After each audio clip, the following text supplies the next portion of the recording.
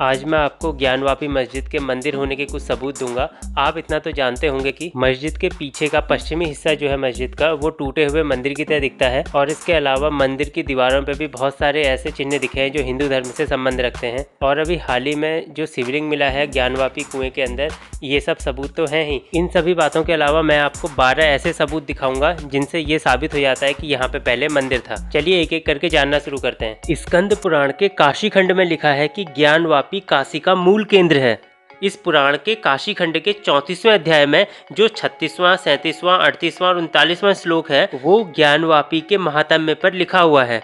36वें श्लोक में स्पष्ट रूप से लिखा हुआ है कि विश्वेश्वर के दक्षिण में ज्ञानवापी स्थित है। आपको पता है कि जो विवाद अभी चल रहा है ज्ञानवापी मंदिर, मस्जिद, इन सब का, जिसे सारे न्यूज चैनल कवर कर रहे हैं, उस विवाद का जो कारण है वो है मुलायम सिंह यादव, उत्तर प्रदेश के पूर्व मुख्यमंत्री। पहले यहाँ पे पूजा करने को लेके कोई विवाद नहीं था, लेकिन 1991 में मुलायम सिंह यादव की सरकार ने रोज पूजा करने पे रोक लगा दी और साल में केवल एक बार पूजा करने की इजाजत दी। स्कंद पुराण में लिखा हुआ है ज्ञानवापी ददर्शात श्री विश्वेश्वर दक्षिणे। यह श्लोक स्कंद पुराण के काशी खंड के 34वें अध्याय का 36वां श्लोक है। इस श्लोक के हिसाब से ज्ञानवापी की स्थिति उस समय वहां स्थित विश्वेश्वर के दक्षिण दिशा में थी, लेकिन वर्तमान स्थिति में यह काशी विश्वनाथ के उत्तर दिशा में हो गया है, क्योंकि मूल विश्वनाथ मंदिर के ध्वंस होने के बाद जब विश्वनाथ जी की पुनर्स्थापना हुई और मंदिर का निर्माण हुआ तो ज्ञानवापी और नंदी उत्तर भाग में हो गए, लेकिन नंदी का मुंह मस्जिद की ओर होने का तात्पर्य यह है कि शिवलिंग वहीं पे था। तो इस श्लोक का अर्थ इस प्रकार से है। कुछ लोग इस श्लोक का दूसरा अर्थ निकाल रहे हैं, जो कि ठीक बात नहीं है।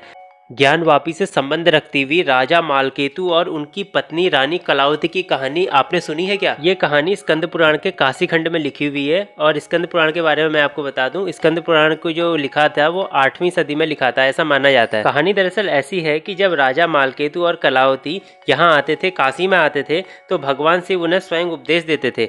ज्ञानवापी के दर्शन से ही कलावती को पूर्व जन्म का प्राप्त हुआ था। पूर्व जन्म जो भूल गई थी उसका ज्ञान उसे प्राप्त हुआ था।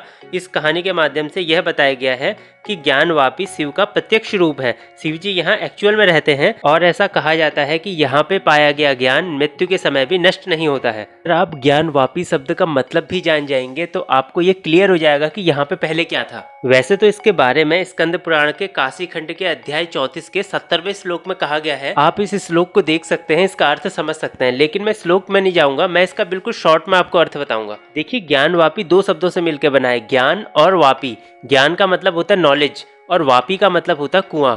तो ज्ञानवापी का मतलब होता है ज्ञान का कुआं। यहाँ पे ध्यान देने वाली बात यह है कि ज्ञान और वापी ये दोनों ही शब्द संस्कृत भाषा से हैं। अगर स्कंद पुराण की बात करें तो ज्ञानवापी को सबसे बड़ा तीर्थ यानी कि तीर्थों में भी उत्तम तीर्थोत्तम कहा गया है। पुराणों में महादेव शिव को अष्टमूर्ति कहा गया है और यह ज्ञान प्रदा ज्ञानवापी उन्हीं की ही जल मूर्ति है, ऐसा स्कंद पुराण में लिखा हुआ है। क्या आपको पता है कि काशी के आसपास का क्षेत्र अभिमुक्त क्षेत्र क्यों कहा जाता है? देखिए, अभिमुक्त का मतलब होता है जो चीज बधी हुई है। अब आप लोग ये सोच रहे होंगे कि यहाँ पे किस चीज की बात हो रही है, क्या चीज बधी हुई है। चलो मैं आपको समझाता हूँ। आपको ये पता होना चाहिए कि जो ज्ञानवापी है उसके अगर आप 1 योजन का सर्किल खींचे, उसके आसपास गोलाकार आकृति खींचे, तो वो पूरा स्थान काशी है। अगर हम मत्स्य पुराण की बात करें तो उसमें कहा गया है कि भगवान शिव वाराणसी को कभी नहीं छोड़ेंगे, इसके कारण इस क्षेत्र को अभिमुक्त नाम भी दिया गया। इसका सीधा सा मतलब यह है कि काशी को भगवान शिव कभी छोड़ के नहीं जाएंगे, वो वहां पे हमेशा रहेंगे। कि ऐसा माना जाता है कि जो ज्ञानवापी है उसका अस्तित्व बहुत ही पहले से है, आदिकाल से है। और पुराने समय में इसी ज्ञानवापी को सेंटर मान के, इसको ही केंद्र मान के जितनी भी मेजरमेंट होती थी, चाहे वो धार्मिक हो, भौगोलिक हो, खगोली हो, जितनी भी मेजरमेंट करते हैं आप, जितने भी माप करते हैं, वो सब इसी ज्ञानवापी के अकॉर्डिंग की जाती थी। और यह भी माना जाता है कि इसी ज्ञानवापी के केंद्र के आसपास का करीब 1 योजन का सर्कुलर पाथ जो था वो क्षेत्र काशी कहलाता था। मैं आपको बता दूं कि काशी को ज्ञान की नगरी इसलिए कहा जाता है क्योंकि काशी के केंद्र में ही ज्ञान का कुआं है, जिसे ज्ञानवापी कहते हैं। काशी में सिर्फ एक ज्ञानवापी ही नहीं था, उसके अतिरिक्त 5 वापी और थे। आपको बताते हैं कि वे कहाँ चले गए। लिंग पुराण के मुताबिक काशी में 6 वापियों का उल्लेख मिलता है, जिनमें से एक काशीपुरा में मौजूद था और ज्येष्ठा वापी और शंखचूड़ा वापी वर्तमान में लुप्त हो गए हैं। इसके अतिरिक्त करकोट वापी जो है वो पतंजलि जी के निवास स्थान पर है। करकोट वापी को ही नाग कुआं कहा जाता है और इसके साल में सिर्फ एक बार नाग पंचमी से 7 दिन पहले दर्शन किए जा सकते हैं। इन सभी वापियों में सबसे प्रतिष्ठित और श्रेष्ठ है ज्ञानवापी। ज्ञानवापी के जल के विषय में कहा गया है कि ज्ञानवापी का जल मुक्ति देने वाला है। क्या आप जानते हैं कि ज्ञानवापी में मिले शिवलिंग का नाम क्या है? कुछ लोगों का कहना है कि ज्ञानवापी में मिले शिवलिंग का नाम नंदिकेश्वर है। स्कंद पुराण के ग्रंथ काशीखंड के आधार पर बताया गया है कि ज्ञानवापी की उत्तर दिशा में नंदी महाराज द्वारा स्थापित शिवलिंग है, जो उत्तर दिशा से जल की रक्षा करते हैं। इतने विशाल शिवलिंग को स्थापित करने की क्षमता शिवजी के वाहन नंदी महाराज के पास ही हो सकती है। इसके अतिरिक्त गुरु चरित्र ग्रंथ के 42वें अध्याय और कृत्य कल्पतरु नामक पुस्तक में भी ज्ञानवापी और नंदिकेश्वर का जिक्र मिलता है।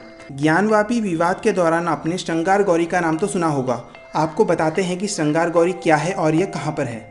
श्रृंगार गौरी की पूजा को लेकर इस विवाद की शुरुआत हुई थी और 5 महिलाएं मां श्रृंगार गौरी की दैनिक पूजा के अधिकार की मांग को लेकर वाराणसी में जिला अदालत में पहुंची, जिसके बाद कोर्ट ने मस्जिद परिसर के सर्वे का आदेश दिया।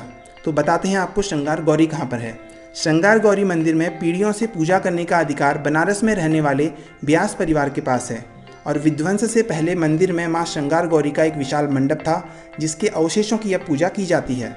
वर्तमान में वर्ष में एक दिन मस्जिद की पश्चिमी दीवार पर आकृतियों की श्रृंगार गौरी के रूप में पूजा की जाती है।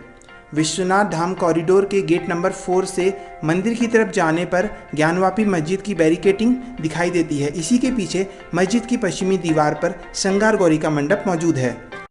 आपको बता दें कि 1940 में राजघाट क्षेत्र में पुरातात्विक खुदाई की गई थी, जिसके दौरान प्रतिमाएं और मुद्राओं के जरिए तथा खुदाई में कुषाणकालीन अवशेष प्रचुर मात्रा में मिलने से इतिहासकारों ने माना कि मत्स्य पुराण के काशी में जिन 8 प्रमुख शिवलिंगों का वर्णन आया है, उनकी सदियों पूर्व काशी में पूजा होती थी।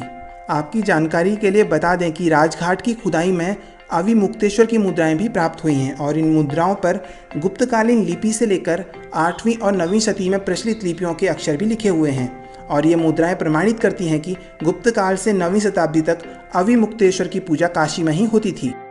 ज्ञानवापी विवाद के दौरान आपने कई बार श्री देवदेव स्वामी का नाम भी सुना होगा। आपको बताते हैं कि ये कौन थे।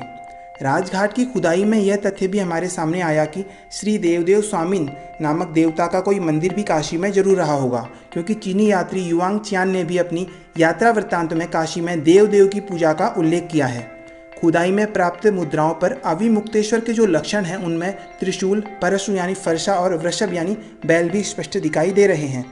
श्री देवदेव स्वामिन कौन है, इस विषय में वन पर्व स्पष्ट कर देता है, जिसमें लिखा है अविमुक्तम समासाध्य तीर्थ देवी कुरुद्वन दर्शनाद देवदेवस्य मुच्यते ब्रह्महत्या, यानी अविमुक्त तीर्थ क्षेत्र में पहुंचकर भगवान देवदेव स्वामिन यानी अविमुक्तेश्वर यानी भगवान महादेव के दर्शन मात्र से श्रद्धालु सभी पाप तापों से मुक्त हो जाता है।